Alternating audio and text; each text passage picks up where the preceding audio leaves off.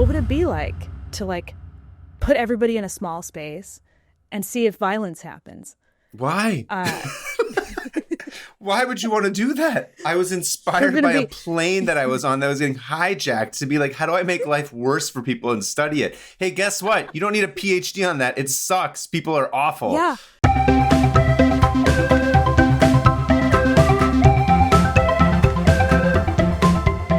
Hey, everybody. Welcome to 500 Open Tabs. I'm Hannah Hillam. And I'm Kaveh Taherian, coming to you guys on this day of our Lord and Savior, All Hallow. Halloween. What's his name? Halloween? What's his Saint name? Saint I don't Halloween? know. So there's no saint assigned to this holiday. Why not? Get on that, Hannah. You know the Jesus-y people. Oh, sorry. I'll call Jesus and ask him. Call Jesus and demand. I'll just call him on the phone. I thought he lived in Utah. Wasn't that the whole thing? He doesn't. I hate to say it. It's a bummer. Listen, if somebody's listening knows Jesus Christ directly and can reach out to him and let him know that we need a saint for today. A saint assigned to the pagan holiday of Halloween. Yeah, why not? Listen, today we're recording on Halloween because we're slightly behind our schedule in terms of having banked episodes. So it's not our official Halloween episode. That was from last week, but today is the actual recording on Halloween day. Today we have 2 Halloween episodes. Okay. Mm-hmm. Do you have cool plans for tonight for Halloween other than trick-or-treating with your kids, I imagine? Just trick-or-treating with the kids, yeah. That'll be fun. Yeah. I mean, nowadays everybody takes their kids out when it's still light because of like safety, which makes sense. It's smart. So we're going at like 6. So it's all right. It'll be all right. It's fine. But yeah, I got some K-pop demon hunters in my crew tonight. My daughter's Mira and my son is Derpy. And nice. They look great. And I went to their little costume parade today, and there was about 17 roomies and Miras and Zoes, and half the schools dressed as K-pop demon hunters. I love K-pop demon hunters. It's quite a popular franchise these days. Speaking of K-pop demon hunters, this was my...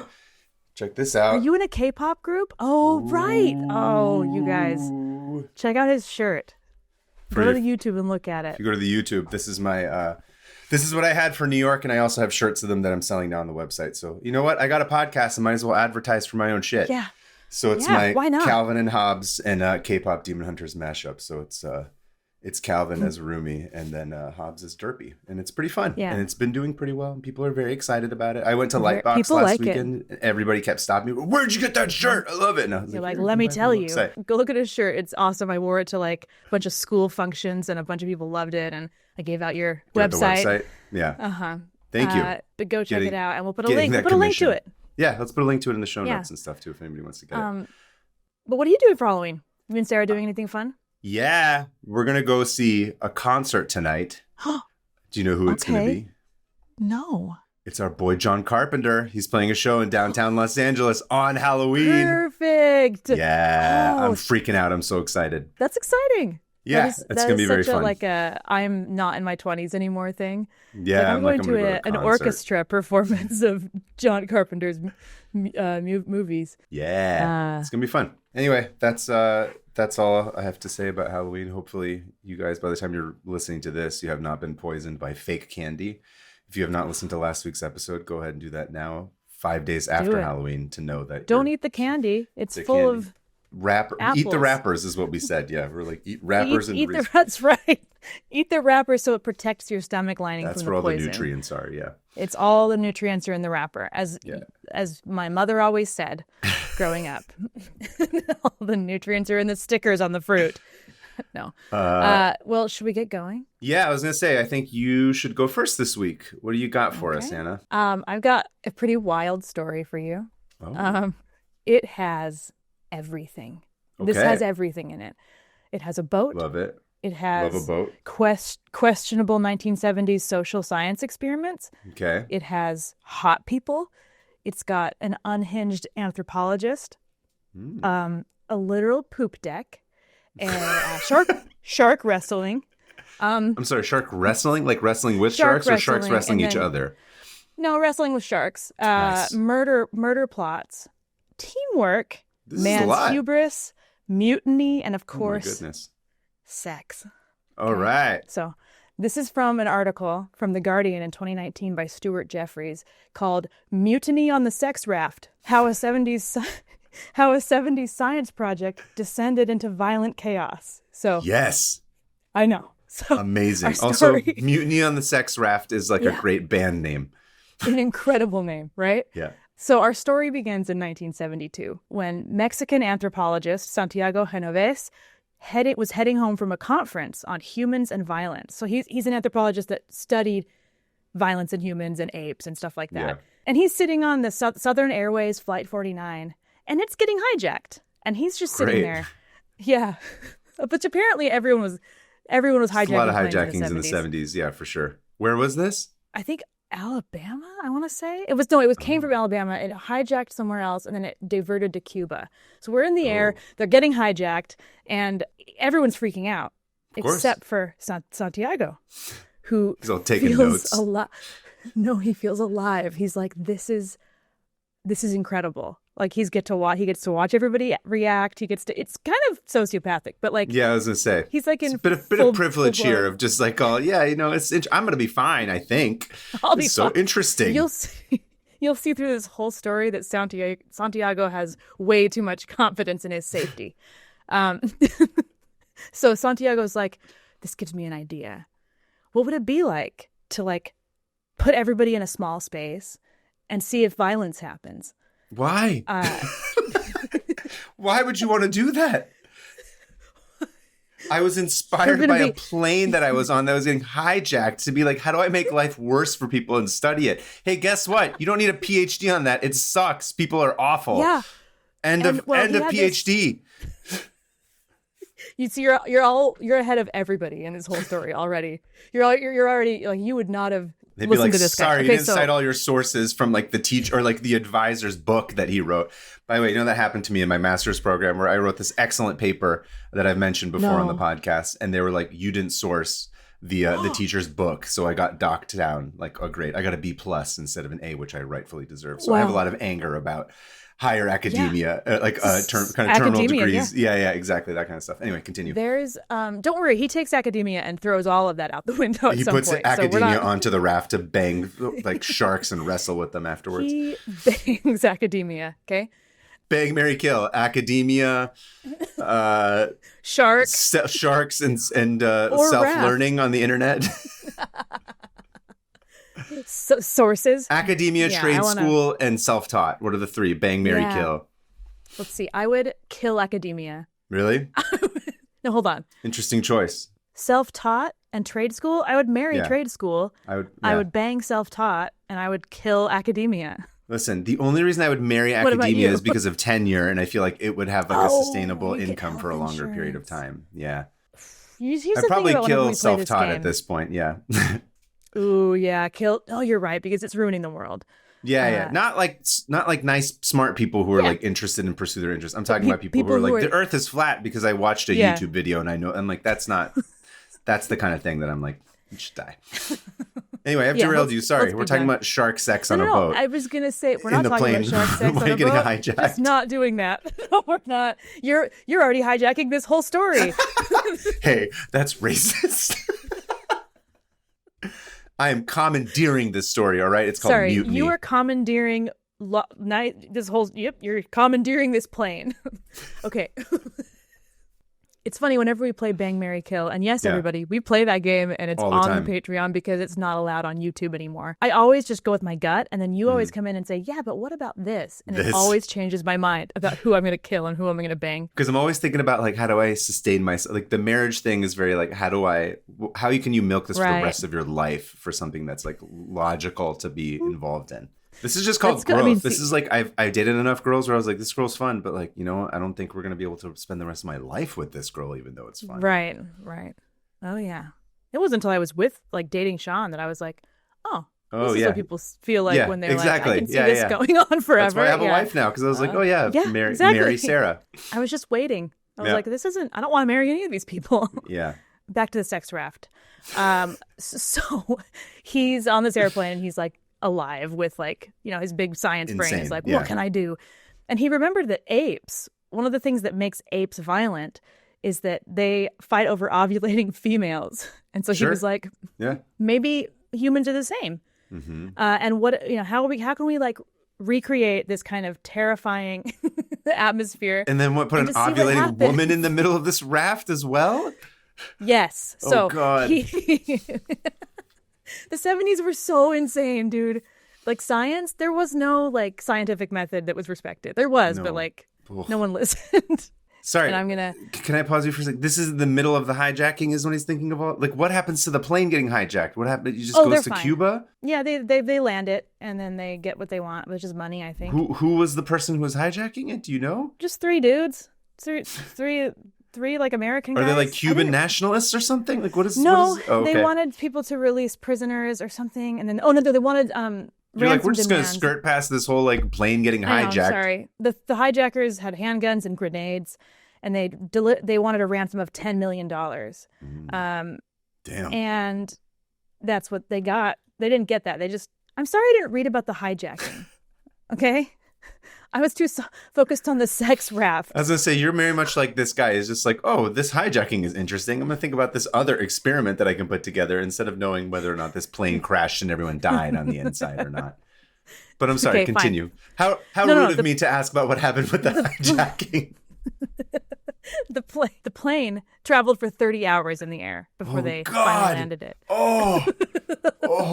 And everyone's freaking out. And this whole time it gives Santiago a bunch of time to think about human violence and why that has to happen and why can't we just be living in peace? You know, the 70s, that's what they were all, thinking. He wanted to solve world peace. He wanted to figure out how we can achieve world peace.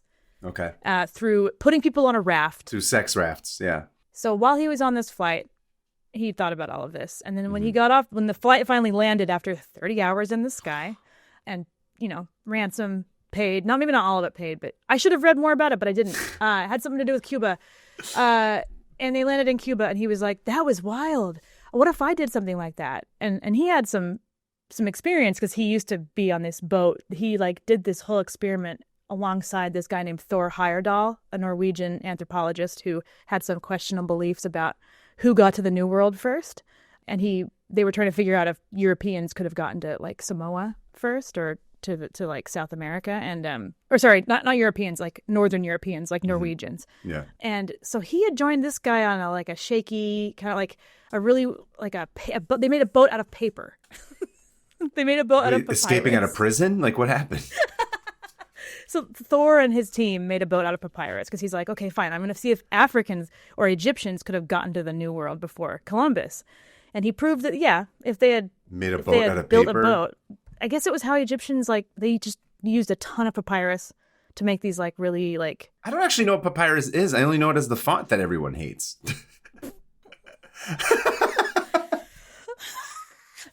Okay, all right.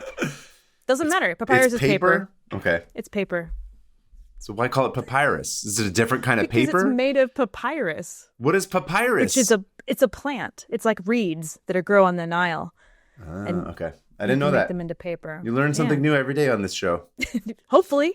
So he had some experience on these boats with this Norwegian anthropologist. And even though the boats did crash, they did make it across. And so he had that in mind. And he also had the whole apes want ovulating females. So I'll combine the two and I'm going to build a boat. And I'm going to call it the Peace Project because he wants to solve world peace. He wants to figure out how the world can live in peace. Okay. So here were the parameters. So the boat was only 20-something feet long. I'll see your face. You look horrified. This is a terrible idea. This is an awful idea. It's awful. Here, I'm going to send you a picture of the boat. So here's the boat. It's called the Acali, and it means in Spanish, it means home on the water.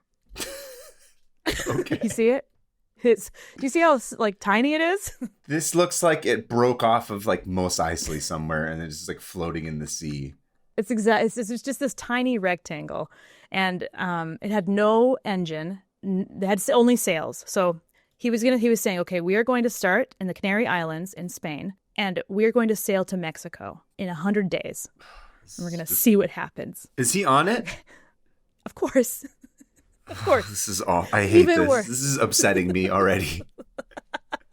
This is just the worst. So I will tell you right now, there's a heartwarming part to this. So you can hate Santiago all you want, but give the Sex Raft a chance, Kaveh. Okay, let's keep going. Yeah. So his whole thing was that like he wanted people to sign these contracts that said you can't read books.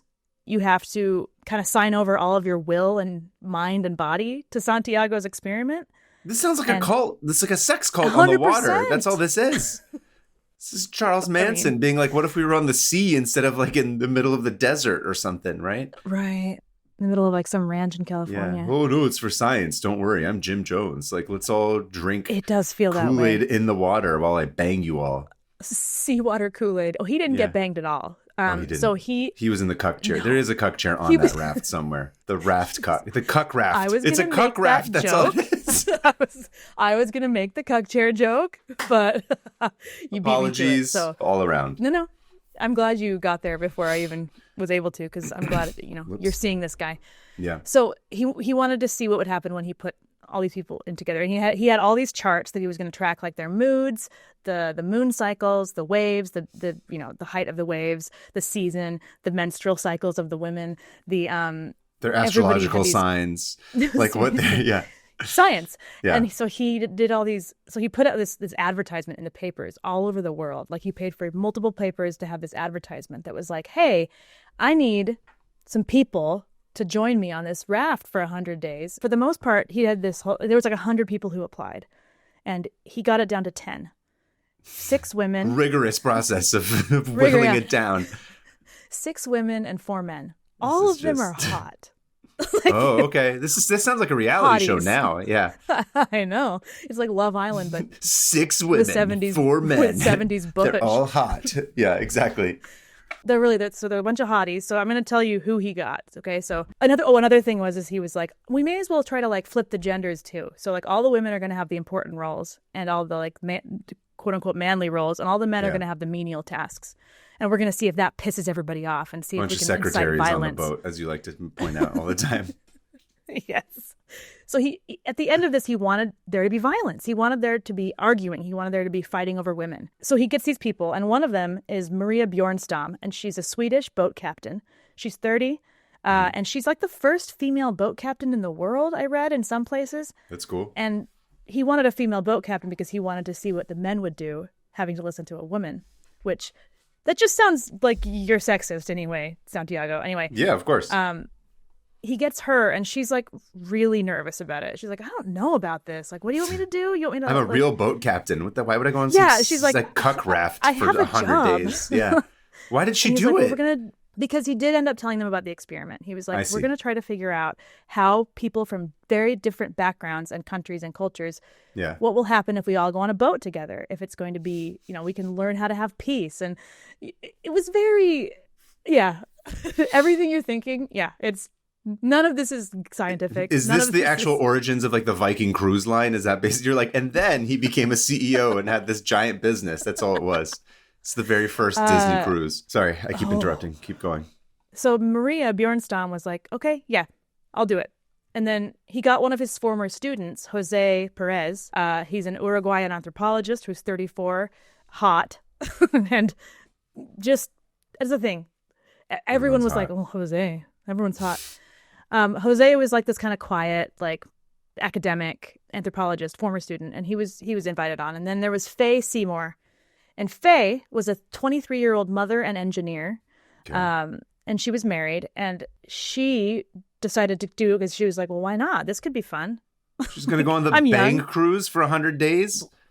No one ever says there's a sex involved. Here's the thing about the Sex Raft. It just happens. The sex was kind of hinted at. He wanted that to happen. He never said to anybody, hey, I want you all to bang each other. I see. But he wanted them to have a bunch of hotties on there and to see what happens. And hopefully they bang and fight. This guy's literally just like a reality TV producer. That's all he is. Yeah. It's funny because the guy who made a documentary about this said that. He was like, if he was alive today, he would 100% be a reality TV person. Yeah. So we got Faye, and then we have Servan, who is a 32-year-old French scuba diver, and she was extremely good at what she did. So she would be in charge of going in the water and fixing like the rudder or whatever needs to be fixed. So kind of like the ship's mechanic. Yeah. And then we have Charles Anthony, a 37-year-old Greek Cypriot radio operator who was in charge of the radio. And then we have Rashida Mazani, an Algerian librarian, the youngest, and an absolute smoke show. And then we have Mary Gidley, and she's a single mother of 3 from California. She's a jack of all trades. Mm-hmm. She saw the ad because she worked at the paper, and she was also fleeing a husband who had just tried to kill her. And so she was like, I know what I'll do. I'm going to get on a boat and disappear for a bit. Then we've got Eisuke Yamaki. He's a 29-year-old Japanese cameraman. Okay. And he's very quiet. He had no idea. He thought he was just getting hired to document this trip. He didn't know he was going to be part of the actual experiment. Okay. Then we have Edna Jonas, a Czech-Israeli doctor who's 32, and she was going to be like the medic. Okay. And then last but not least, we have Bernardo Bongo. Is that his real name? Yes. Bernardo Bongo sounds like a made-up racist name. He's a Catholic priest from Angola. So he wanted to bring a priest on there because he's like, that'll make it tense. Because people will feel shame. Oh, because they're not going to be able to bang while the priest is hanging out in the or next they'll feel room. like, he wanted to like make people feel like shame. And I'm like, dude, you're just like projecting. That's what that is. Yeah. And he was 29. So that's their crew, right? People from all over the world. Extremely diverse, yeah. There's like 2 people that are not white, and then the rest of them are all Europeans. There are 4 people who are not white. Okay. So, yeah. So Faye and Bernardo are both black. Rashida is Algerian or Middle Eastern. I think she said she had like, oh shoot, I don't remember. She's Algerian, North African, yeah. And then we have Eisuke, who's Japanese. Japanese, yeah. Yeah, and then we have a couple French people. And they start off, right? So they're getting on the boat. They all fly out to the Canary Islands, and they're getting on the boat, and Maria, the captain, her boyfriend's like, hey, did you read this contract? Uh-oh. And she's like, yeah, I don't know. Did I? And he's like, yeah, I don't think any of you read this contract. This is what it says, that you need to, you're pretty much signing over, like, it's like a slave contract. You're signing over everything to this guy. He has complete control over you. And she's like, well, I didn't sign it. I'm still going to go. And he's like, you can't go on this. And she's like, I'm going to go on this. And so she just ditches her boyfriend. And like, I get it. Like if some guy was like, you can't do this, I'd be like, whatever, I'm going to do it. You know, I do what I want. If somebody was like, this is a terrible idea, and you're signing a slave contract, you're like, I'm going to go out of spite because I don't want a man to control me. I'm going to have this man control me because I decided that he gets to control me. Isn't that what feminism is? Exactly. That's what they fought for. Yeah. That's what we all fought for. To voluntarily agree into a legally binding slave contract. And I don't know, like, I didn't get to read the contract, but like a lot. You sound like her. I didn't get to read. I didn't exactly read it, but like, you know, and it was sketchy. Seems fun. It was. You had the whole part about being like signing over your will or whatever, like your mind and body to him, and he was like, her boyfriend was like, "What insane? Are you doing? Yeah, I can't just sit by and say nothing." Yeah. Anyway, she did not listen to him. Sean, if you're listening, I would listen to you if you said that. Okay, don't worry. I'm not going to go on a sex cruise Sean's not with a listening. bunch of psychos. Come on. What are you talking about?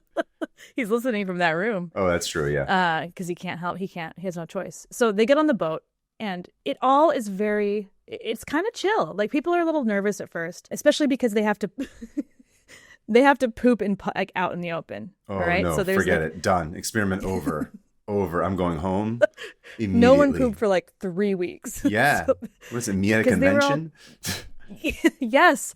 So the poop deck, it's a literal one. So it was like this cage that went off the side of the boat with a hole in it. And you just go over and hold the sides of the cage and lower yourself and go. And Eisuke, the cameraman, was like, yeah, and hopefully you were lucky if the sea, washed you off. Otherwise, you'd have to kind of wait for it to wash you off. And then Faye was like, I always went really fast because there were sharks following us. So this entire trip, they'd see sharks like around their boat, following their boat. And reminder, they're not being propelled by anything but the wind. They're just floating. It's just like this boat with people on it. I'm going to send you some more pictures, okay? Here they all are on the boat.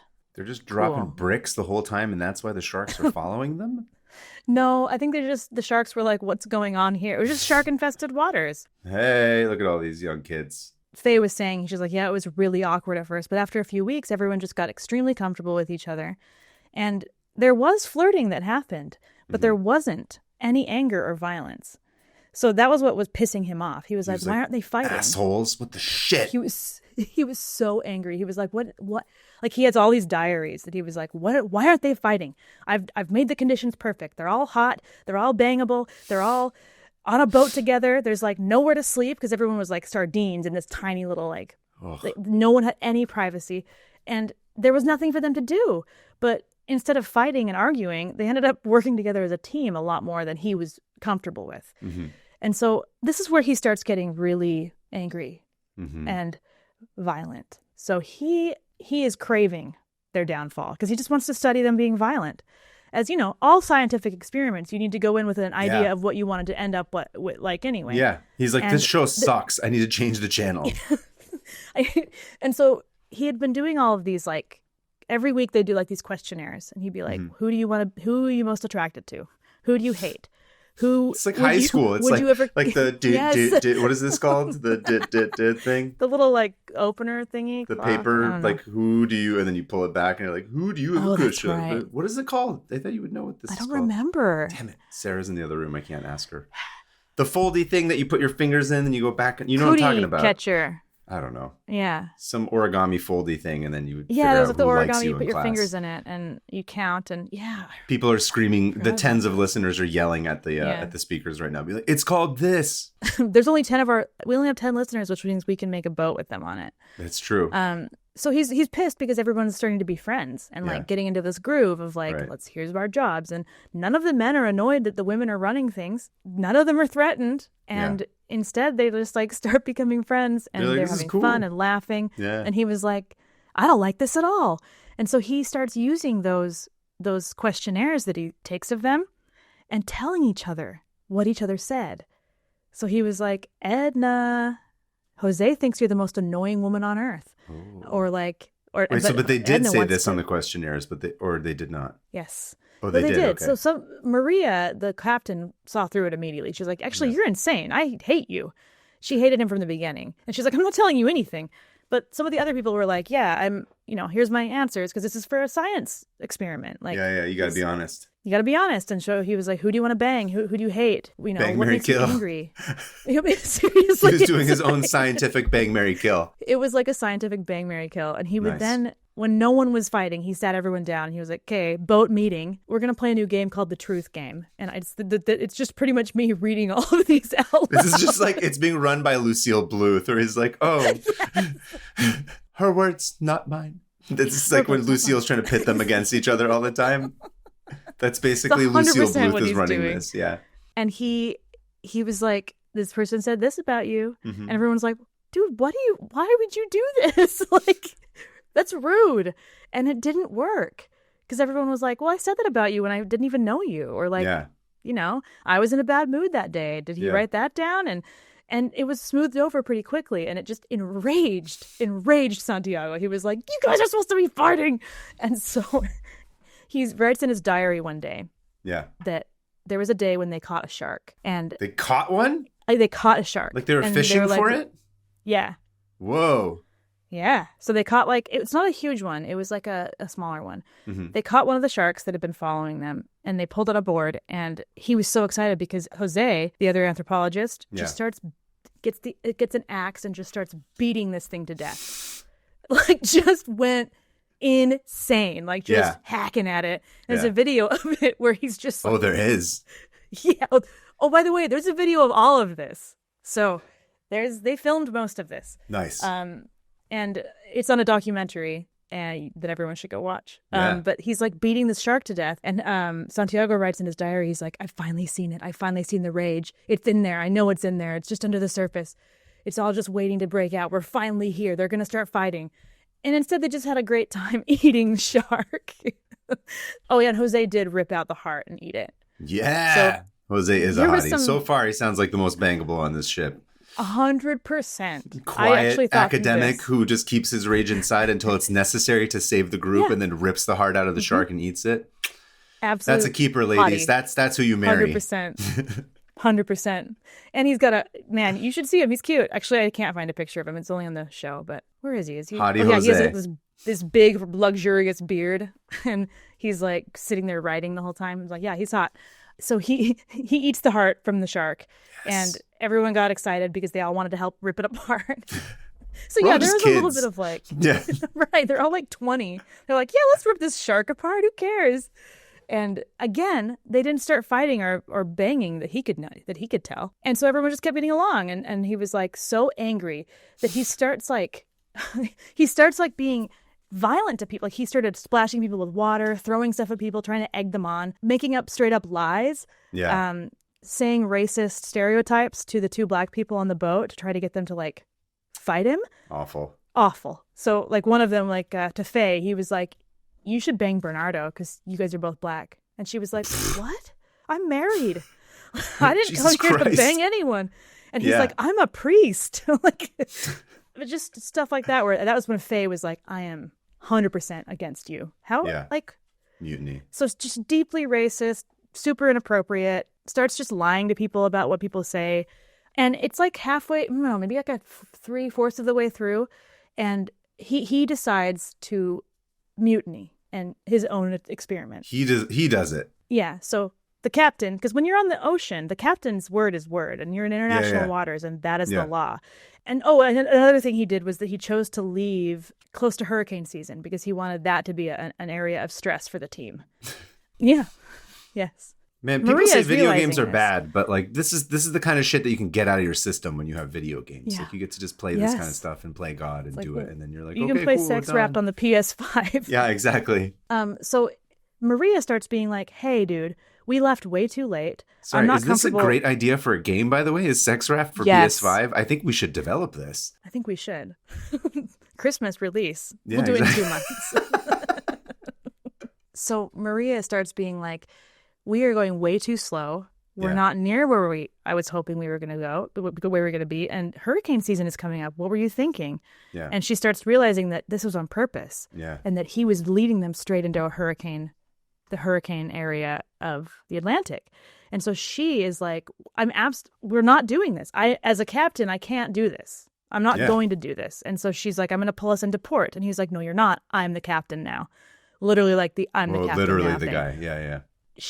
I don't know how it ended up going, but everyone just was like, are you kidding? You can't even handle her being your captain? Like he's the one that's uncomfortable with her being a woman. Because he said something about keeping the women safe from the storm or something, and some messed up, like, weird logic. And she was like, okay, fine, you be the captain. Sure. And I don't know why I don't know what the fight was like, but he ended up being captain. He has no idea what he's doing. And he's leading them into the hurricane. And it was Hurricane Brenda, I think. And he's like, everyone get inside, batten down the hatches or whatever. We're just going to ride this one out. And Faye said that when they were inside, she could see Maria was, like, crying out of rage. And he mentioned how crying is weak and how, like, he hadn't cried since he was a boy. So, you can't have a ship captain that cries. But she was crying out of rage, as I think most women know how that goes. Yeah. And so, luckily, the hurricane switched paths, like, changed course. And it didn't hit them as hard. The odds keep stacking up against this guy. He's like, everything he tries to do, and they're like, nope. Yes, exactly. But by this time, everyone was like, I hate this man. He's actually like a literal danger to us. Our lives are in danger. He has put us in, like, peril. And so Faye and Eisuke found themselves up on the roof one night. And they kind of got talking of, like, how do we get him to not do this anymore? And the word murder was said. And Faye recalls later, she's like, I don't like that I went there, but that's how bad it was. That we were like, he's going to kill us. We might have to, like, push him overboard. Yeah. And, or, like, they had a bunch of plans. She was like, or we can get all of, the medicine from the medicine place and we can all inject him at the same time so none of us are to blame. And then we can throw him over in a sheet. Like, they had planned. They were up there, like, plotting. Her and a couple other people, and they were just like, wait, what are we doing? We can't kill this Protecting man. yourselves, yeah. Yeah. But then they were like, well, no, we're being exactly what he wants us to be, which is violent. So they had this the moment human of, spirit. like, This is like the final act of the Dark Knight. Yeah. People are just like, I refuse to do this. The Joker gets really all what upset. It was. He keeps trying to make it worse and worse, and he can't do it. He's the Joker. He's trying. He's a shitty Joker. That's what he is. He's not even good at it. He's still the captain at this point, and it's still kind of like hurricane-y. And they're like, this might be the only thing we have to do. But then it won out. And it's funny, I watched an interview with Eisuke later and he's like this old, tiny Japanese grandpa, and he's like, I wanted to do it. He's like, I was ready. Pretty much like, yeah, 100%. They're like, do you still do you doubt what you said? And they're both like, no, No, I doubt not doing it. Kill him. Yeah. That's where we were at. Yeah. We were ready to kill him. And so then after this, Maria is like, the hurricane's hitting, and she's like, no, move. I'm the captain now. And so she takes over again and steers them out of the waters. Nice. And after that, all he does is sulk. And he goes...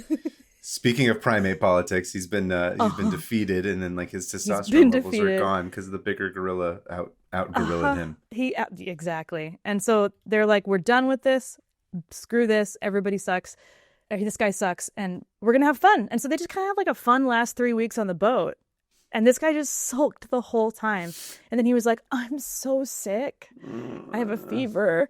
And later, the doctor was like, I think he was faking it. Yeah, he was. He's like, I need attention. No, seriously. Like, this is narcissist behavior. Why isn't anyone paying attention to me? This is I have a headache. And in his diaries, he does realize, he's like, there was a night where I had a panic attack. He had a panic attack, and he started crying for the first time since he was a kid.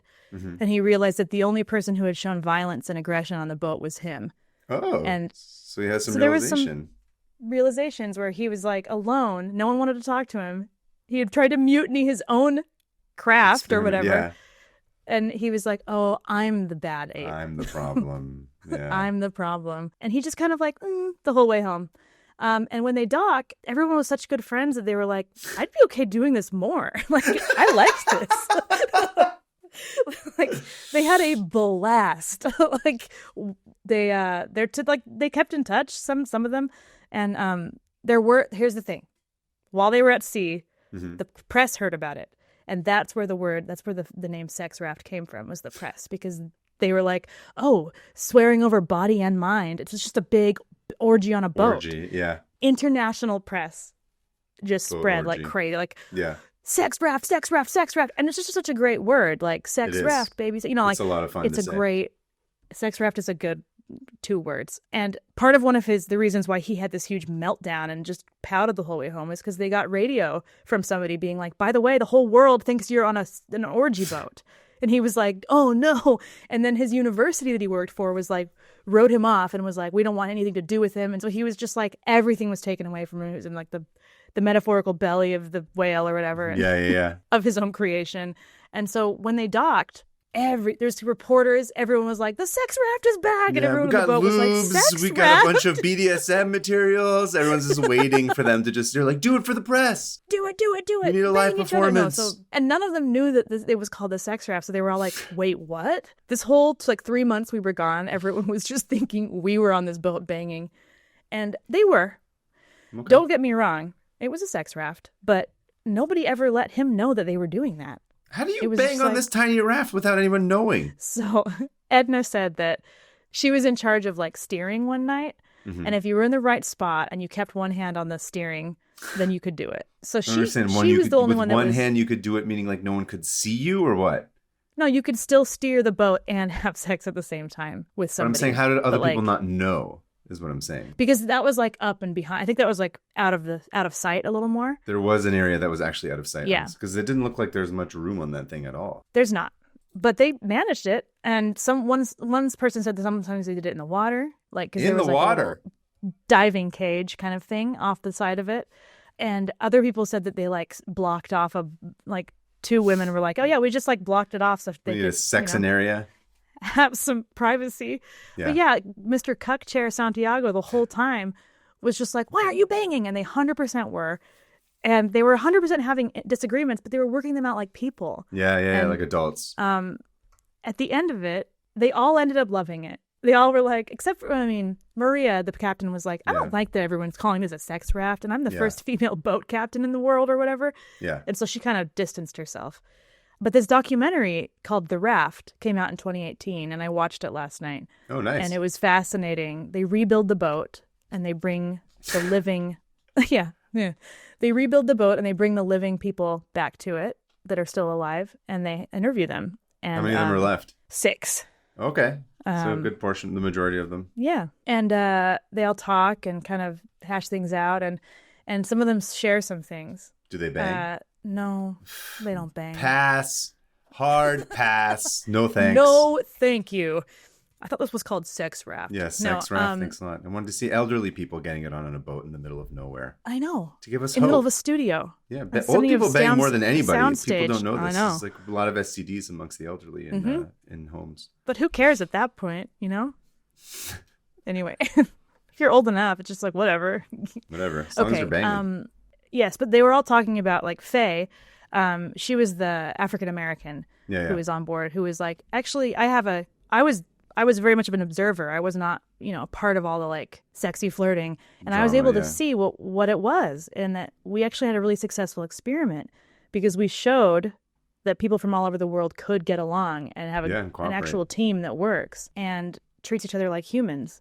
And despite the guy just being racist and whatever, and none of the other people were racist, we were all just like, chill. And she said something really cool. She said that while she was up at night on the boat, she said because after a while, there's this thing, you get like hallucinations almost, like if you're on a boat for too long. Fata Morgana. Fata Morgana. Why is that the thing that lasted? She said that she had kind of like this really strange spiritual hallucination or auditory hallucination where she heard her ancestors who had died on the slave ships beneath her. And they were like linking up with her and being like, you're doing this and you're alive. Kind of like this interesting, like, because she realized, she's like, this is the first time, like I'm descended from these people who were kidnapped and brought over to America. Yeah.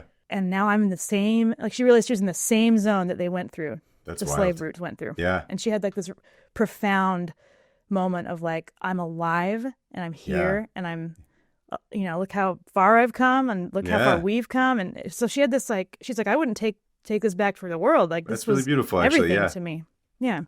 And she didn't tell anyone that until this documentary. Wow. That she was like, people would, not believe me, but I felt like they were talking to me. And I was like, that is, out of all of the things that happened on that boat, it's like the coolest thing. That's the most profound, yeah.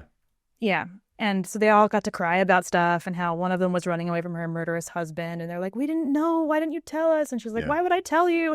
We were on the sex raft. It was just like this really beautiful moment of like human connection. Yeah, like a culmination of sorts. Yeah. And they were like, it was like camp. We had a blast. I'd do it again. Santiago kind of took a hit to his career, but in the end, he was fine. He ended up doing things. But yeah, that's the Sex Raft experiment. And I feel like I just spewed all of that out. I hope it's made sense. It really did. So what happened? So Santiago sounds like you said he had a sort of realization that he was the problem. Did it say anything about him being like, sorry guys, my bad? No. No. He just wrote about it in his diary like a big boy. Yes. Like a big grown-up adult. But the guy, Marcus Lindeen, who made the documentary, was given permission by Santiago's son to come and just look through all of his stuff. Oh, wow. And okay. He said that he saw a side of him that was that he just got he had this machismo about him, this ego that his whole life he had a really hard time like breaking out of. Like it was kind of controlled him, and it was like his ego versus the scientific method, and it just kept colliding. And that he couldn't get over that, and he wanted things to be a certain way, and they never were. So he got to read all of his diaries. He got to look at all of his pictures, and then he made this documentary based on all the drawings of the boats and all that stuff. That sounds really cool. I'd like to watch that. Yeah. And then Marcus Lindeen also says like there was a moment when they were filming that the previous boat participants were like, oh, what? You're like Santiago too, like number 2. And he was like, what? Oh no, don't call me that. What do you mean? And then he had like this inward, seriously, he had this like inner like, oh no, did I just do the same exact thing? I built a boat and I brought people onto it, like, and made them feel certain things. Like, what? Am I just like him? And the film director's job, essentially, that's what they're doing. Yeah. And they're like hiring camera crew and trying to get people to like have specific emotional experiences on camera, so you can cut it together for the story that you've written in your head. Yep. Well, Marcus was like, they might be right. Anyway, everyone go watch The Raft. It's really good. Where'd you watch it? On YouTube or something? I had to buy it, or you can rent it for $4. Okay, but all right. I bought it because I was like, this is genuinely really good. Anyway, speaking of which, if you have a spare $4 that you can spare, you can also subscribe to our Patreon, where we have outtakes, such as something that has yet to be determined. We'll have that went a little long, so That's okay. We have an editor, thankfully. But we have an ender? An editor. Oh, I was like, what's an ender? We have a double ender that's happening while we're on the boat. Triple ender. I'm having all three. I'm having a triple ender right now. But yeah, I don't ever want to get on a boat with anybody. That's what I learned from this. I would get on a boat with you. It'd be fun. I have been on a boat with you. What are we talking about? You and I have been on a boat together multiple times. Yeah. Okay, here's the thing. Getting on boats with friends is so fun. I would never participate in an experiment. That's a question. Would you have gotten on the boat, the Sex Raft? Absolutely not. 100% not. No, no. There would be a part of me that was like, maybe.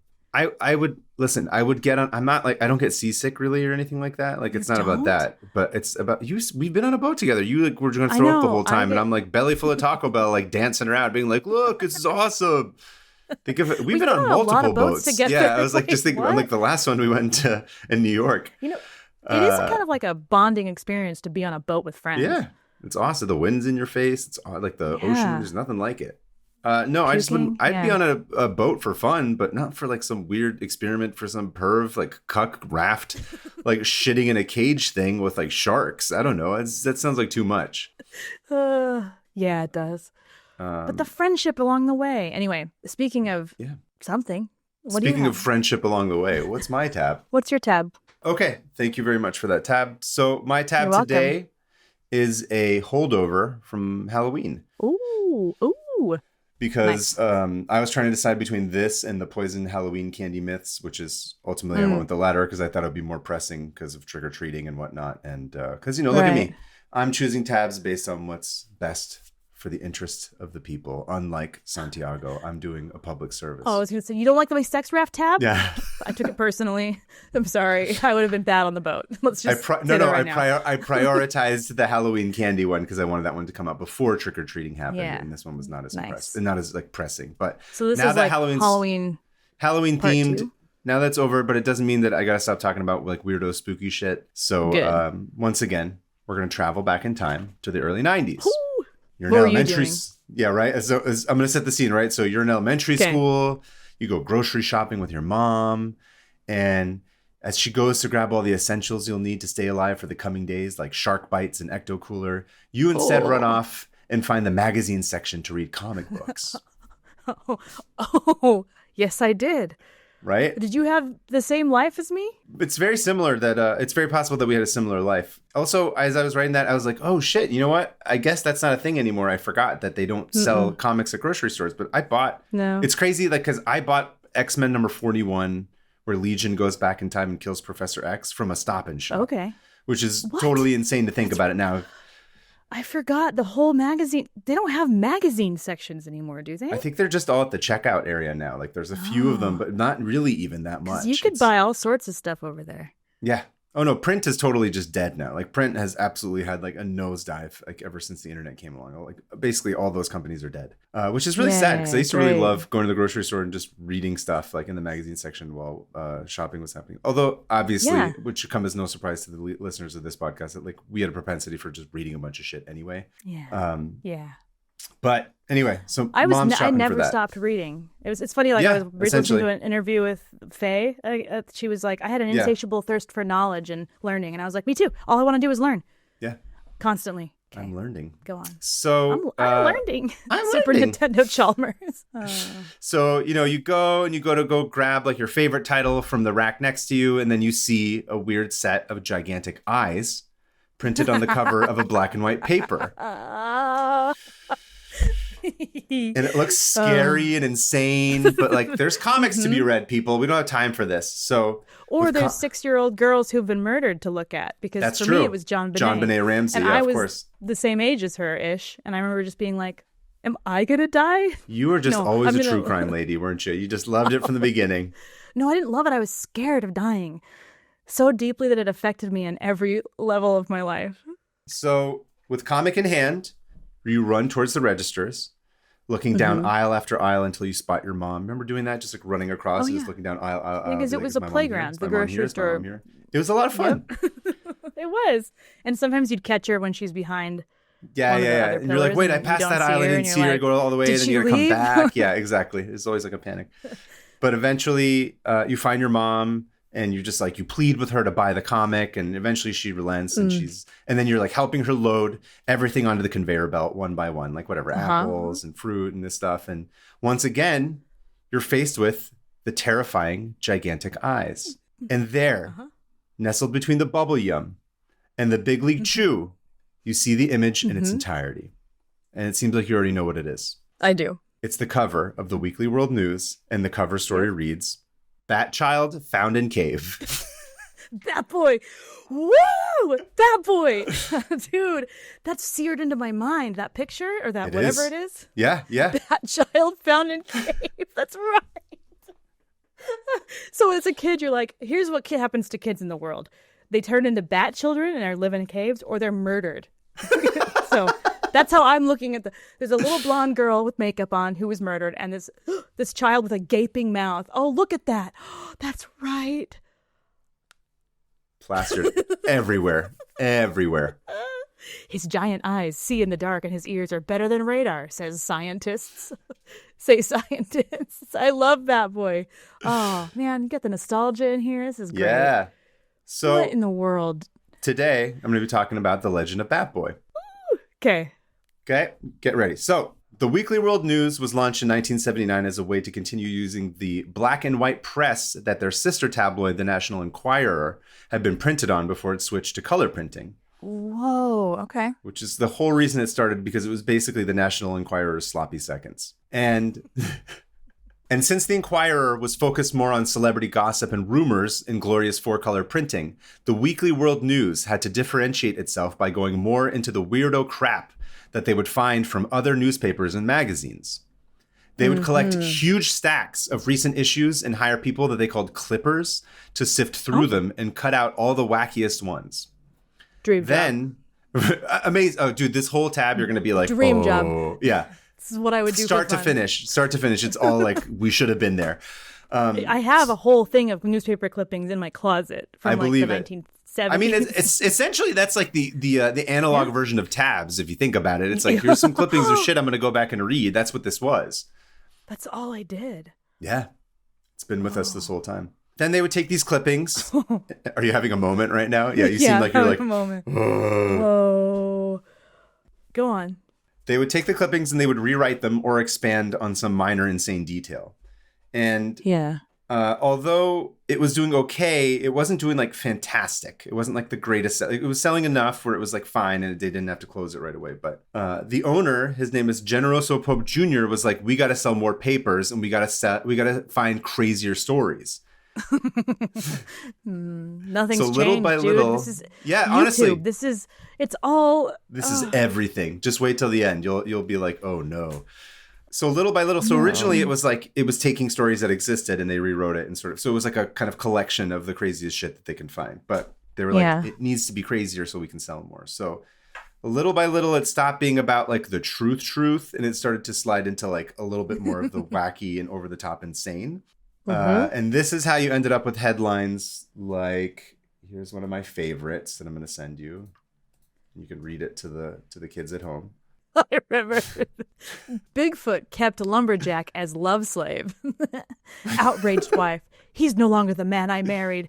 And it's this guy looking lovingly at Bigfoot, the big hairy monkey.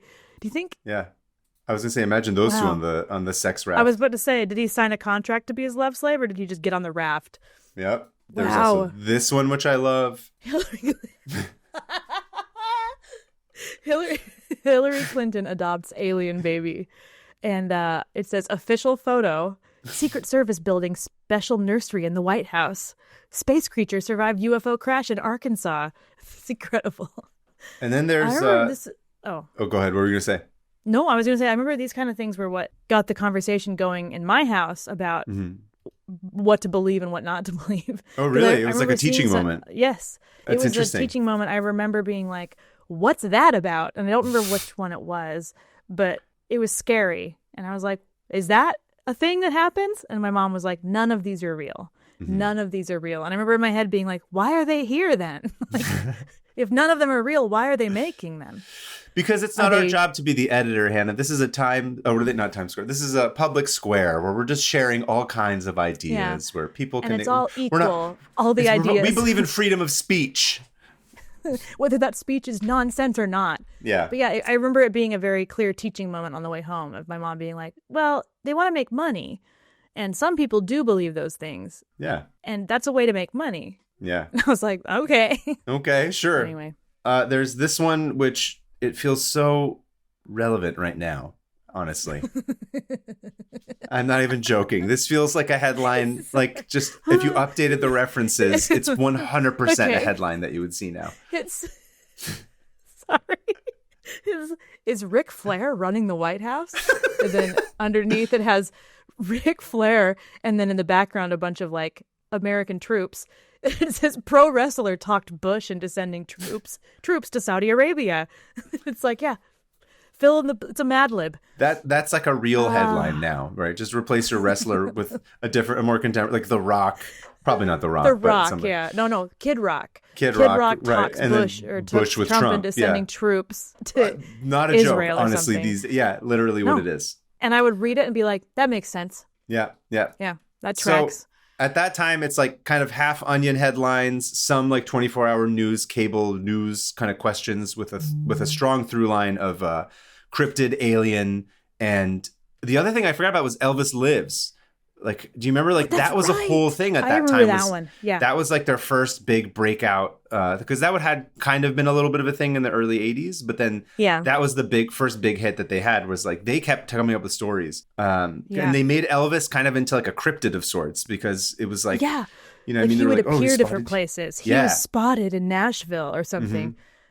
Or spotted in these places. That's the thing. I was like, I'm going to keep a tab open for that because I'm like, I kind of want to do a deeper dive into the whole like Elvis Lives phenomenon because I think it's kind of strange in retrospect. But But another interesting fact about the Weekly World News is because they were doing all kinds of stuff of like, you know, like look at all these images. Like they're basically like at first they were airbrushing them, but they were like, we need something that's like a little bit more accurate. So they were actually really early adopters of Adobe Photoshop. What? Are you serious? That makes sense. Yeah, because it was like, I need to do something crazier and faster. And like, it takes so much time to do the airbrush stuff. So they're like, we got to get on the tech to be able to like turn this around quicker. So like, there's some of the earliest, like really good professional Photoshop artists worked at the Weekly World News.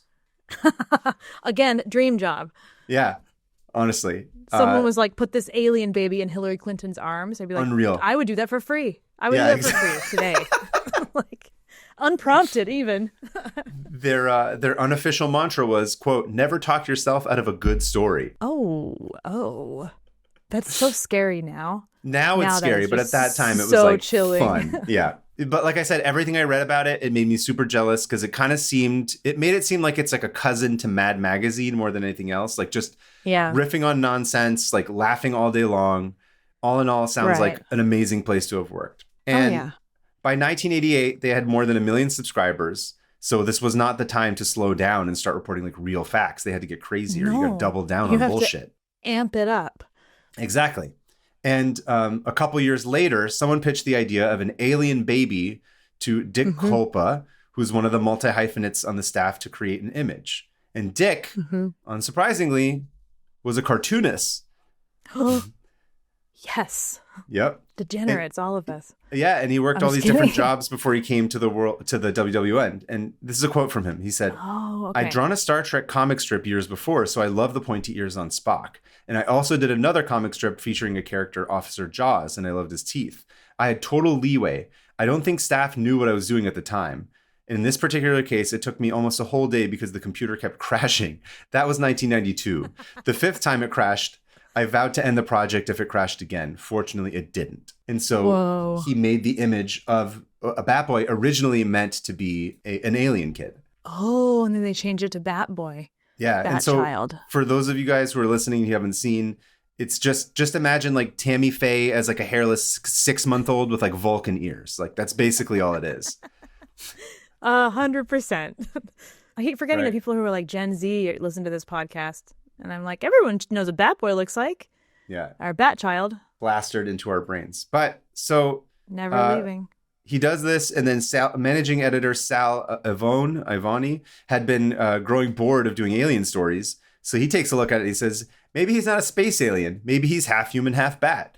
And the next thing you know, everyone is like yes-anding each other. And then the legend of Batboy was begun and born. Batboy begins. Batboy begins from a cartoonist and with Photoshop. Yep. Okay, here's the thing. Yeah. I can easily see myself riffing to the point of creating a legend. 100%. And then never, like, I can see us doing it. We do that. You and I would have absolutely worked at this place. 100% we would have worked there. So without question. It would have been the most fun. Why am I feeling like a loss? I want this. I want to work there. What? I'm like nostalgic for a place I never went to. Never was. Like, wow, I wish I could have worked there. So Batboy was, quote, okay, so this is the lore. Batboy was discovered in the caves of West Virginia by a scientist named Ron Dillon. He was the size of a baby, but had the strength of a chimp. Dylan wanted to study Batboy, so he tranked him and brought him to a research facility. Okay. So here's the original spread of Batboy. I think it probably came in a different order, but it's like the left side is the Batboy found, and then the right side is a little blurb. And it's got a little picture of Dr. Ron Dillon on the inlay. Oh, yeah. Do you want me to read this? I mean, it's very long. There may be thousands more just like him. Oh, yeah. But it's funny because they take an idea that's insane and they write it like a real news article. Yeah. Now, did they, I know that, I just always think of like, I Married an Axe Murderer. Have you seen that movie? Oh, not in years. I have seen it, but I don't remember it very well. There's a whole part about Batboy in it, about his mom. Is it really? Or I think some Weekly World News, and she had all the Weekly World News out and she would read them every day and believe all of them. So were they doing this like not expecting people to believe it? It was like a joke? Yeah. I will get into some of that too. Whoa. It's funny that you bring that up because that gets even funnier. So Batboy makes his debut on June 23rd, 1992. And right at the gate, he's a huge success and it sells almost 1 million copies. And eventually he became like the de facto mascot for the Weekly World News. Yeah. Just immediately. And former editor Neil McGuinness said, quote, Batboy is unique in that he's not a heroic figure. He's more of an anti-hero. You can draw parallels to Don Quixote in that you have a protagonist who isn't a hero, but fallible and subject to lapses in judgment. Like the time he stole a Mini Cooper and led police on a chase. Which is the next headline. Okay. Batboy leads cops on 3-state chase. Actual photos. Hot pursuit of half bat, half human. Mutant steals Mini Cooper car for joyride. So yeah, they basically like, what's funny is like, so he has all these insane adventures because... Wait, sorry. I just barely saw him in the Mini Cooper driving it. It's the exact same face, but just like made smaller and put inside the car. Oh, that's genius. That's beautiful. Anyway, go on. So to the point that you're asking about people getting worried, right? So he's got all these insane adventures, which included at one point being captured by the FBI. And this led I remember that one. To real people, actually calling the FBI and demanding Batboy's release. Mm-hmm. American citizens were like, not spam calling, but these people actually thought it was real and they were really upset. And eventually this got so bad that the feds called the Weekly World News and we're like, you need to issue a retraction. This is to end now. You have to retract this because we're getting too many calls and it's wasting our resources and time. So then the first thing they did was they wrote a story that Batboy escaped the FBI and continued on his adventures. Goodness. Yeah, that's good. They're like, we're not going to take this back, but we will make the story in favor of you. Yeah. Yeah, and it's really Nowadays, funny. So they're be like, absolutely not. We're going to ruin the FBI. Exactly. From my cold dead hands, the FBI, the Weekly World News gets raided by the FBI, and they come in and they're like, "This guy was on Epstein Island." They become like a symbol for anarchy. And it's crazy. The world's terrible. This guy was on Epstein Island. Who? Yeah, I'm saying that's what the FBI. So many of the people we've talked about of being on Epstein Island in the last few months. What did you say? You said that. Jeff the mongoose was on Epstein Island. He was on Epstein Island. And then a whole other thing we had to cut now that I think about it. So go on. Anyway, so don't worry though. This is not the last of Batboy's connections to the government. But first, you know what he needed to do? He needed to be the star of his own musical. No. Are you kidding? Sadly not. Is this a little bit of musical splaining? I was going to say, this is not musical splaining, but I'm not going to sit down and watch this shit, but for old time's sake. Bat Boy the Musical is an American horror rock musical with a book by Keith Farley and Brian Fleming and music and lyrics by Lawrence O'Keefe that premiered at Actors Gang Theater in 1997. Oh. It was seemingly a minor hit, and there were even rumors about a Broadway adaptation. But, unfortunately, for Broadway, 9/11 happened. No, another thing it took from us. Another thing. Bat Boy. I know what you're thinking. No, Bat Boy did not do 9/11, but suddenly the idea of a man bat going around getting into trouble and biting people was no longer in line with the zeitgeist. Yeah, people didn't like that kind of nonsense after everyone became insane. Yeah, this was now Bush's America. And it's kind of crazy to think about it like alternative like histories and timelines. Like you could have had maybe like Lin-Manuel Miranda making his Broadway debut, rapping about Bat Boy and being an even bigger hit than Hamilton. Could have been. Thanks, Osama bin Laden. You took that away from us. I know all those songs. I like the part where Alexander Hamilton catches Bat Boy. Bat Boy is actually one of the founding fathers. And it's just him screaming. Someone's like, he's like, he also like hypersonic scream. Controversially, he also was a slave owner. So I took that down. Take. I took that down. Sad. It's true. Sorry. Yeah, it's true. We gotta tell history the way that it was, not just glorify it. Yeah, it's true. Bat Boy. Bat Boy was on Epstein Island, and he was a slave owner and a declaration signer, and he fought in the Revolutionary War. Anyway, go on. But sadly, that reality would never come to pass. But Bat Boy's work as a character wasn't done. It was time for Bat Boy to be reimagined and reflect the times. Oh no! Sadly, Bat Boy got wrapped up in the post 9/11 fervor, storming the offices of the U.S. Army, where he demanded to join the efforts of the war on terror. This is true. No, he did. So, on the previous one that said Bat Boy leads cops on 3-state chase, at the bottom you're seeing, what was the title that you saw, the headline that's on the bottom? It says, Saddam challenges Bush to a duel. And they're holding swords. And it says, why go to war when we can settle this like gentlemen? So that's the first little tease of what's to come. Oh, no. And quickly, Bat Boy was turned into a stooge for Cheney's invasion of Iraq and sent by Bush and Tony Blair to take down Saddam. You have got to be kidding. You got to be kidding right now. Are you ready? I don't think I am. I don't know if I am.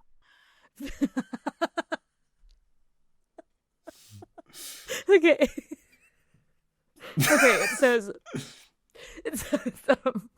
Bat Boy fights in Iraq, and he's like biting.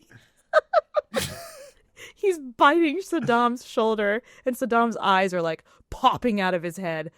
And it says it's like Tony Blair and President Bush. Eyeball, yeah, it's like an awooga face. Sorry, I'm so focused. I can't even think straight. Tony Blair and President Bush order Mutant to, quote, find Saddam Hussein, and then. Sorry, just okay. Bat Boy, just look at him. He's biting Saddam. It's incredible. Oh, are you ready for this one? Again, I don't know. This is the worst one of all of them.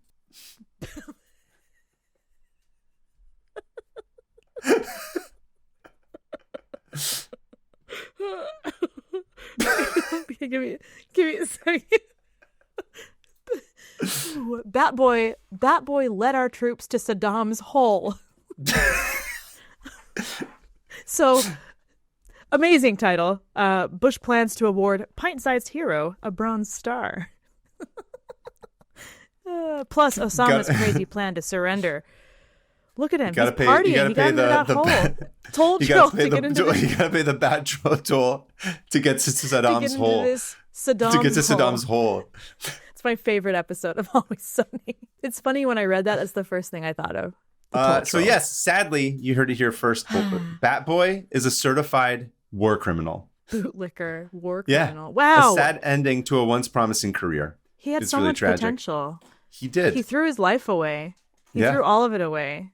And it's listen, kind of what you were talking about. Like a lot of people who are younger don't realize how crazy it got after 9/11 in terms of like the absolute like demanding that there's some sort of like, bending the knee to everything that the government does. People were out for blood. even Bat Boy had to get on board. The cryptids in the zeitgeist were like, no, I also want to kill. Yeah. Saddam Hussein. I bet he used words like collateral damage too. Yeah, right. Operation Iraqi Freedom. Yeah.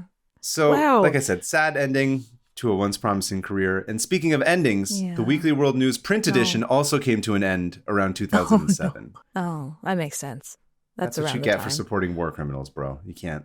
Honestly, it could have been so much funnier if he didn't support war criminals. Exactly. If he was like the voice of resistance. Amazing. Yeah. Yeah. She could have swung the election. Should you do a whole Bat Boy series? Screw Mothman. They are both from West Virginia, which I think is really funny. That is funny. I like how everyone's like, we're just going to dunk on West Virginia. that's what it is. Bad Boys from West Virginia. Maybe it's time. So the Weekly World News is still around. It's just no longer, there's no print edition anymore. It is? So you don't see. Yeah. That's not saying the print edition's gone, but the website's still up. Is it still on? It's still up. On the internet. What? Yeah. Bat Boy the musical, however, has since been produced off-Broadway in London's West End and at the Edinburgh Festival and in scores of productions throughout the world. It continues to be a fan favorite that I'm sure Bat Boy loves as much as anyone else because it whitewashes his genocidal tendencies of the past.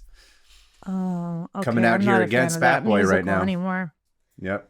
Not into it. Well, war criminal Bat Boy. But hey, war criminals, all of them used to be kids that lived in caves at one point. Would you go back in time to kill Bat Boy as a boy before he led the invasion of Iraq and killed millions of people? Yes. Okay, good. Correct answer. Yes, I would. Yeah. Could have saved us all John from Bonet, and I'd kill Bat Boy. And then my whole life would be different.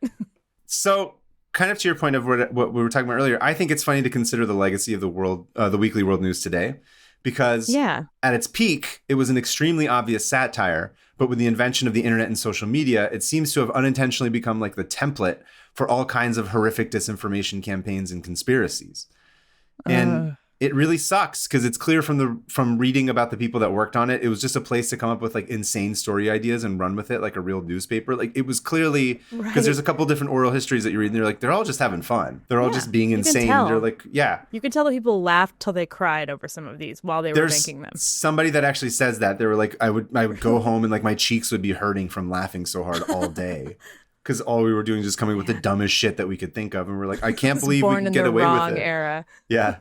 But of course, the rich and the powerful can't let us have nice things. And they have to dig their greedy tentacles into anything they can if it means they have more control and more profit. So these days, the Weekly World News seems positively sane compared to the shit being spouted by the actual president of the United States.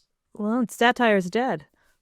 Yeah. It's gone. Don't do satire anymore. They ruined it. But to bring it back to us, I definitely felt seen as I was reading the oral histories, because the idea that there are a bunch of cartoonists grabbing news that they've read and rewriting them into more insane stories with random characters that thread in and out of the history of the publication is almost the exact same thing as what we do here on the show.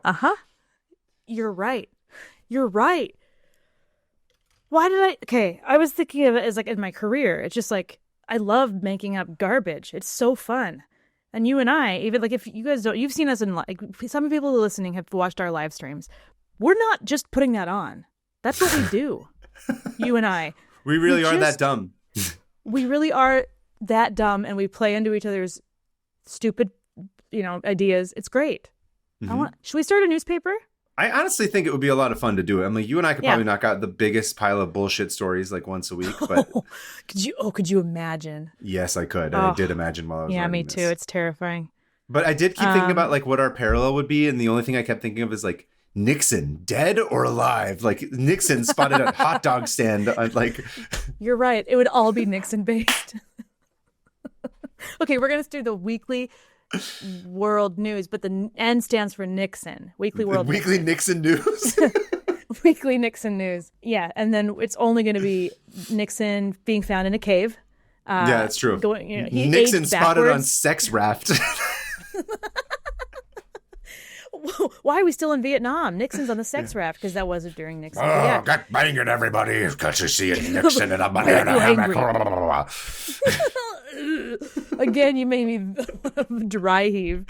No, Weekly Nixon News, and he's going to age backwards like Benjamin Button to be a Bat Boy in a cave. Yep. And then we're going to raise him. You and I. Nixon's our unofficial child, yeah. He's our kid, Bat Boy. Teach him about the world. We teach him. Yeah, we're gonna make him a better president than anyone's ever been, because he will be president again. Oh my God! What if we did a Photoshop of Bat Boy but with Nixon features? He kind of has the jowls going a little bit. Yeah. How about everybody go? Should we do a Photoshop contest like the old days? Oh, on yeah. The Discord. I would love that. Let's do that. Okay, everybody, make go ahead. A Weekly World News article. Yeah. Oh, okay. So I had this plea that I wanted to make formally to the tens of listeners. Oh. Because I don't remember if again, I'm sorry if I have mentioned this before. I cannot remember if we just mentioned it in the Discord or if I mentioned it on the show at any point. But our friend Joe did go and make like a fan wiki about the show like a while ago. And we posted about it like maybe once or twice. But like, I always really want to know. I know that there's those of us who are like, all we do is just continue to build and create things like insane people. And then there's those who are like really good at like organizing and like going through and like finding through lines of stuff and like sort of being the archivists of stuff. But I really would be curious if anyone who's interested, who listens to this show, who likes doing that kind of stuff. We would really love it if you were able to kind of contribute to that fan wiki and kind of build on it, because the thing that was also really interesting when I was reading this is that because so many of the people that worked at the Weekly World News were cartoonists, they said that like we knew how to thread stuff in and out. You couldn't do like 10 issues of Bat Boy in a row. You had to be like, here's Bat Boy for this week. And then like he goes away and there's this other stuff. And then like a couple like weeks later, there would be like another Bat Boy. So it's like they knew how to thread it the way that you would like a comic book series, which is literally what we're not intentionally. It's just sort of like intuitively is what we're doing. How our brains work. And I feel like there's probably a lot of threads. Brains work. Yeah, exactly. I think that there's way more threads in here that we just do not remember because we haven't been able to visualize it. So this is my plea. My plea to everybody who's interested. We'll start recording. We'll start including the show notes of the link to the wiki.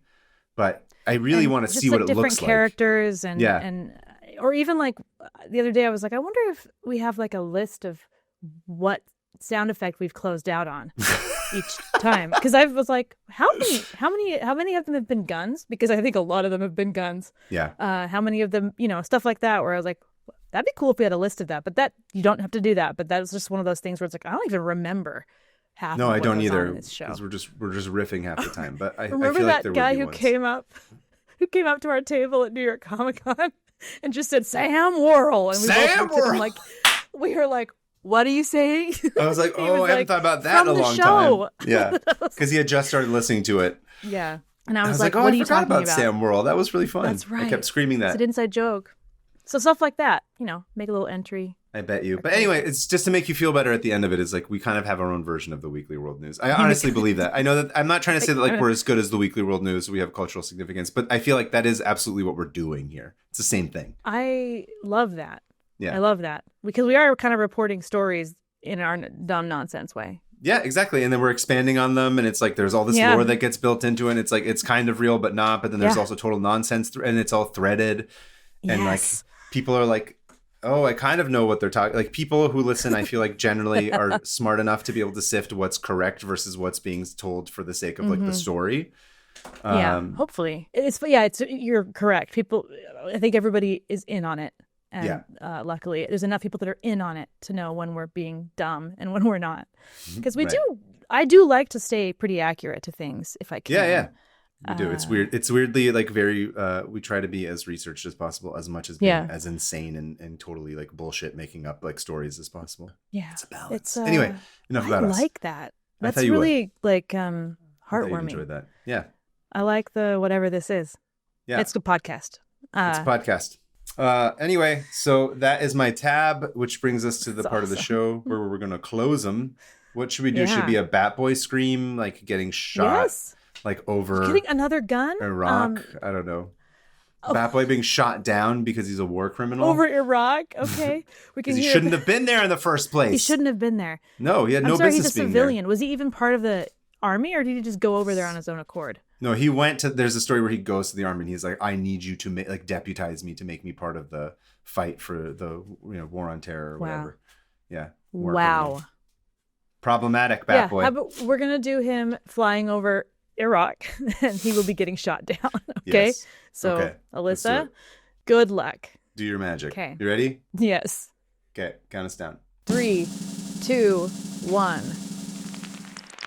I'm closing so many. Oh, so many. All right, moving on to listener emails. Hannah, you're going to be up first. This is from Charlie. Hey, 500 Open Tabs.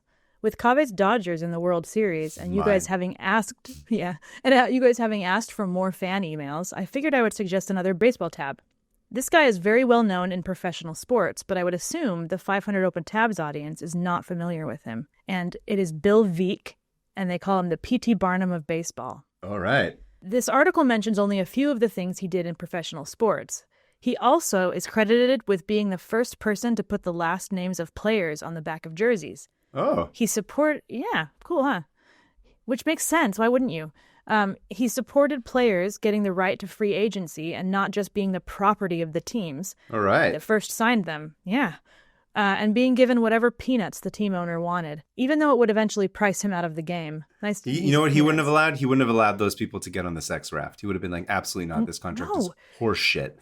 It's like, you're literally signing your life away. Yeah. Don't do it. Mm-mm.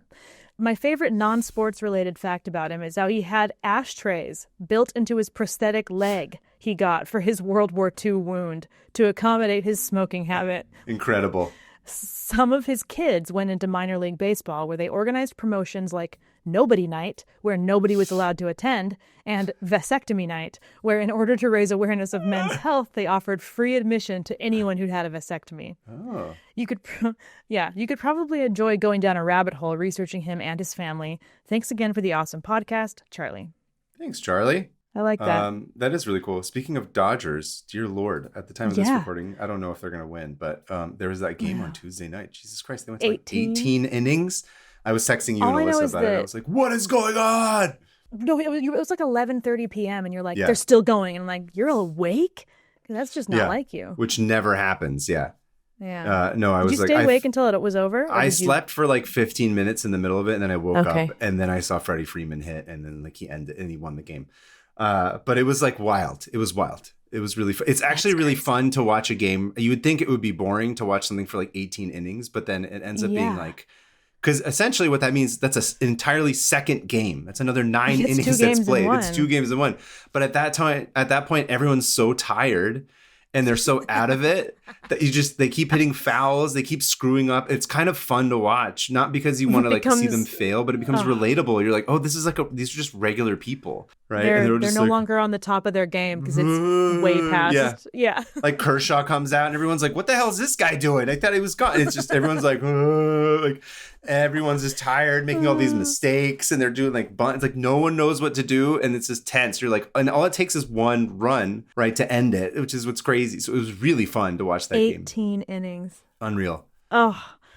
And everybody, I want a super cut of everyone in the stands just looking. Oh, those were the best. That was the best. The cutaways were the most fun because everybody in LA was just like stressed out. People are like, I got to go to work tomorrow. I don't have time for this shit. Why am I here? I have to drive home after this. The traffic. So yeah. I'm sorry. Amazing. I would have left.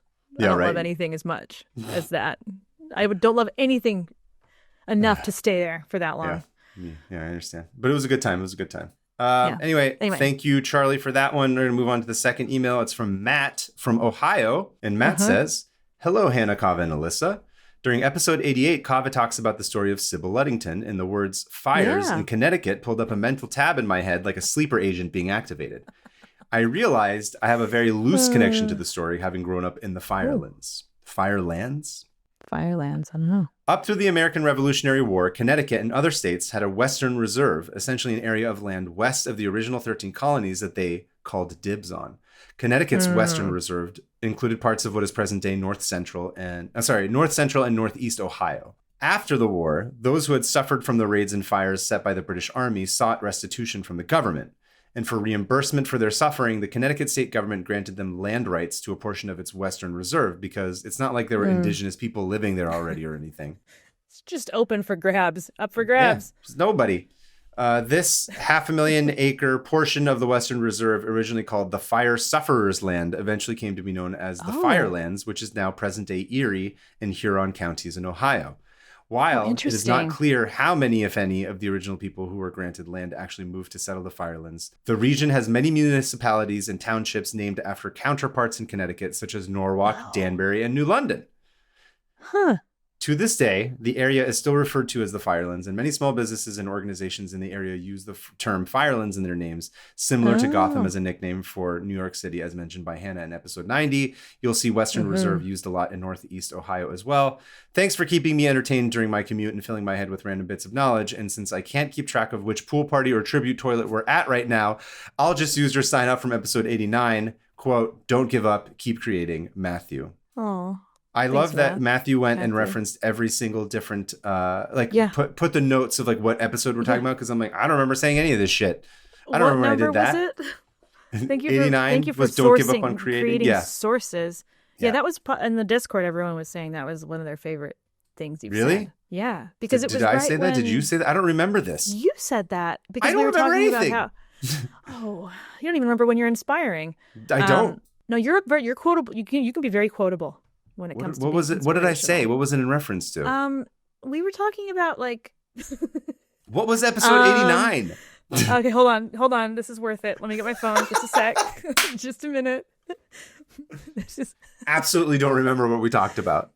I think we should go to the doctor. Yeah, I think maybe this is a problem. It's not normal. No, there's listen, do you know how much info? This is like 100 hours of stuff that we've talked about that I'm like, I'm not keeping any of this in my brain. Yeah. Oh, okay. So Man's in our baseball project. And right. That one was fun. Yeah. The Midnight Cave experiment. Oh, right. That one was fun. Now I remember the fun one. The fun tab. I was like, that guy was awesome. I forgot his name. Yeah. Joe. So I think we had talked about how like creativity is being hijacked or whatever from us with AI, and that's all I remember. Oh my God, that sounds, I can't believe I said that. That sounds like something a smart person would have said. Yeah, right? What was it? Don't give up, keep creating? Is that what I said? Yeah. Okay, yeah, let's do it. Yeah, and then everyone on the Discord was like, that was awesome. And then I also don't remember that. I don't think I read that on the Discord. I somehow got distracted. They also used to quote the thing you said about creativity being like a garden hose. I wrote that down. I said that? Yes. On the Halloween episode last year. Okay. Man. Go listen to it. Well, apparently, I got to go back. You were very, had some good advice about art. I think I do remember thinking that. I don't remember saying that, but okay, cool, great. You said it very well. It's a garden hose and it keeps, despite you control everything you do, like you somehow are able to be inspirational and positive.